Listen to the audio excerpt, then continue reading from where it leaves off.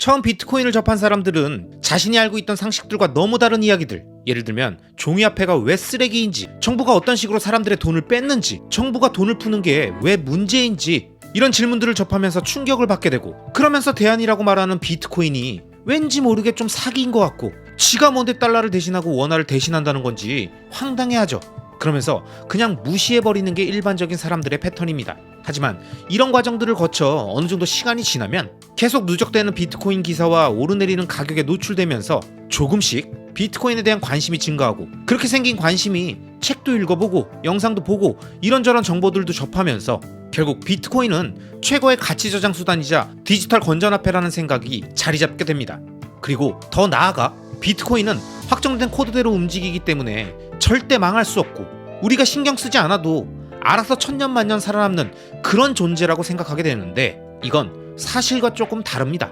적어도 비트코인이 2008년 이 세상에 처음 등장하고 7년이 지난 시점이었던 2015년부터 2017년까지의 약 2년간 이 시기에 일어났던 비트코인 개발자, 노드 운영자, 채굴자, 거래소 관계자 등의 다양한 네트워크 참여자들이 향후 비트코인의 방향성에 대해서 격렬한 논쟁과 격돌을 통해서 비트코인이 두 개로 쪼개지는 체인 분리까지 경험했던 비트코인 내전, 일명 블록 사이즈 1은 향후 비트코인의 운명을 가를 엄청난 위기의 순간이었었으니까요.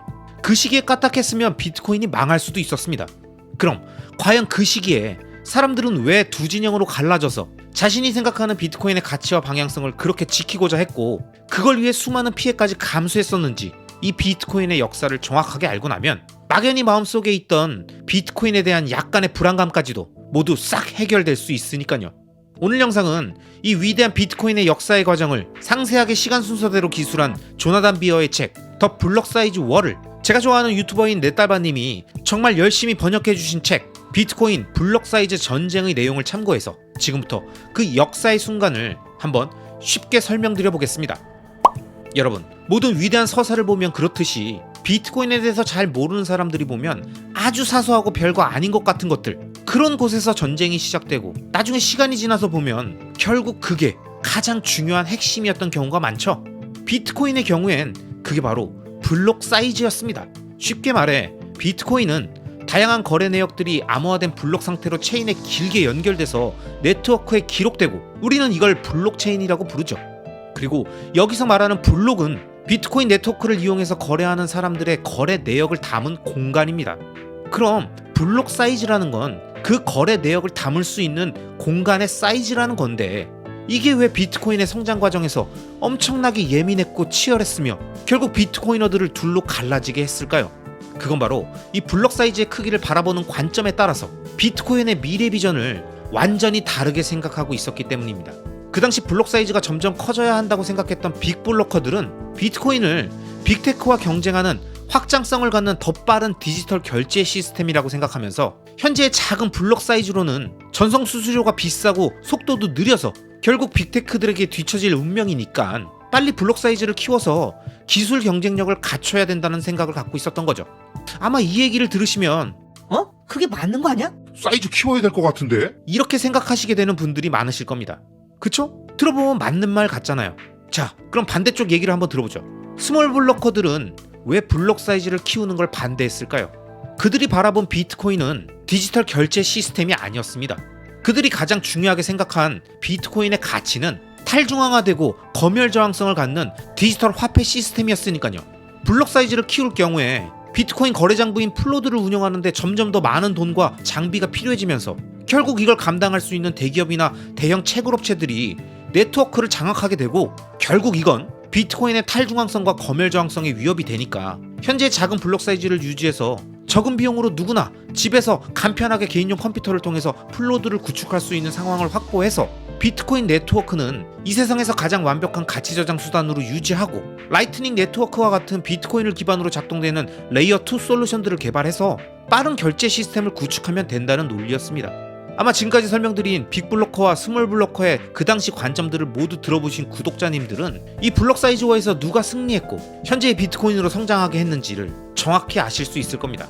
이 지난 2015년에서 2017년까지의 약 2년간의 치열한 내전을 통해서 결국 빅블로커들은 자신들이 원하는 형태로 블록 사이즈를 늘린 코드를 만들어서 비트코인을 두 개로 분리시켰고 그렇게 분리돼서 나간 게 바로 비트코인 캐시였습니다. 그리고 시장의 냉엄함은 철저하게 가격으로 비트코인 캐시를 응징했죠. 물론 한 번 맞은 걸로는 정신 못 차리는 게 일반적인 경우니까 그 이후로도 진행된 수많은 변종들 역시 모두 가격이 서서히 0으로 수렴하는 결과를 계속 보여주면서 전 세계 사람들이 원하는 비트코인의 모습이 무엇이고 그 모습을 갖춘 결과가 어떤지를 폭발적인 장기적 우상향 가격으로 입증하며 현재의 위상을 갖게 된 겁니다. 자, 그럼 우리가 이 과거의 비트코인 내전에서 얻을 수 있는 가장 중요한 교훈은 뭘까요? 다양한 시사점들이 있겠지만 제가 볼 때 가장 중요한 점은 바로 비트코인은 그 어떤 유명한 개인, 집단, 거대 자금력을 갖춘 대기업, 강력한 채굴 파워를 갖는 채굴 업체, 큰 규모의 거래소 등에 의해서 함부로 그 성격을 바꿀 수 없다는 점을 확실하게 보여줬다는 겁니다. 역사로 증명된 비트코인을 바꿀 수 있는 방법은 딱 두 가지뿐입니다. 첫째, 자신의 입맛에 맞는 형태로 코드를 변경해서 체인 분리를 통해서 비트코인으로부터 떨어져 나가는 하드포크를 진행해서 빠르게 새로운 알트코인을 만들던가, 아님 사용자 모두를 만족시키기 위해서 매우 느리고 더디지만 차근차근 네트워크 구성원들을 설득하고 합의를 이끌어내는 과정을 통해서 체인 분리 없이 기존 코드를 업그레이드하는 소프트 포크를 진행하는 방법, 딱 이 두 가지뿐이면 이 두 가지 중에 무엇을 선택했느냐에 따라 엄청난 운명의 차이를 맞이하게 된다는 것을 전 세계 사람들이 모두 알게 된 거죠. 여러분, 근데 만약 역사 속에서 빅블러커들이 이겨서 비트코인의 속성이 지금과 다르게 변했었다면 그럼 현재 비트코인은 어떤 모습일까요? 그러니까 빅테크와 경쟁하기 위해서 더 빠른 전송 속도와 낮은 수수료를 추구하면서 가장 효율적인 디지털 결제 시스템을 향해서 비트코인이 나아갔다면 현재 어떤 모습일 거라고 생각하십니까? 아마 구독자님들마다 다양한 상상들이 가능하시겠지만 이 책의 저자인 조나단 비어는 만약 그런 식으로 나아갔다면 그건 비트코인이 빅테크를 이길 수 없었을 거라고 봤습니다. 왜냐? 기본적으로 효율화라는 것은 탈중앙이 아닌 중앙화된 시스템이 효과적인 영역이기 때문에 빅테크들의 중앙화된 의사결정 과정과 자금 집행 구조를 탈중앙화되어 있고 합의 과정도 복잡한 비트코인 네트워크가 지속적으로 이점을 갖고 유지하긴 어려웠을 거라는 거죠. 그렇기 때문에 비트코인의 속성에 맞고 비트코인만이 할 수 있는 역할과 기능은 빠른 결제 시스템이 아닌 레거시 시스템이 절대 할 수 없는 그 누구에게도 검열되지 않는 개방형 무허가 화폐 시스템이라고 말하고 있습니다.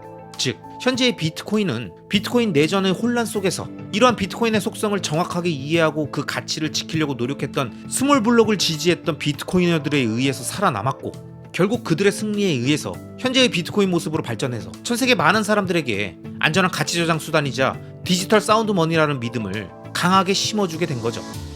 여러분, 아직도 비트코인을 잘 모르는 분들은 언제든 비트코인이 망하게 될지도 모른다 이런 얘기를 하면서 이 세상에 확실한 건 아무것도 없고 무슨 일이든 일어날 수 있다고 말합니다. 하지만 만약 이런 생각을 갖고 계신다면 저는 이 책 비트코인 블록 사이즈 전쟁을 꼭 한번 읽어보시길 권합니다.